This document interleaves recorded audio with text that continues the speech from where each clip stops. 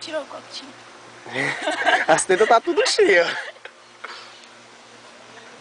Porra, por que eles fazem com tanta facilidade? Aperta e desce. Ei. Meu Deus, eu pensava que era apertar e subir. Não, tem que descer. Ei, já me embarrou já. Ah, mas eu vou te encher esse copo. Era da prática. Já faz muitos anos no meio do mar tirando leite. É como andar de bicicleta. É, né? Barrou ele total agora. Já lá, já. Meio Acabou o leite aqui. Pode pra lá.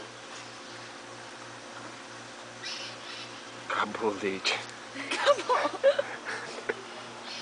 A cara da vaquinha. A cara do bebezinho. Tá deixando lá pegar na teta de sua mãe? Ai.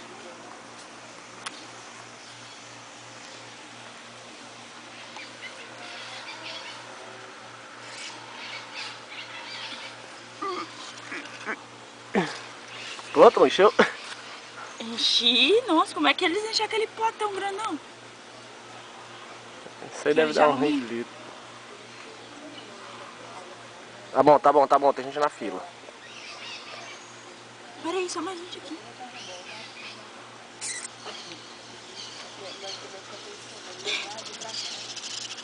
Bebe agora. Não, vou botar nesse carro.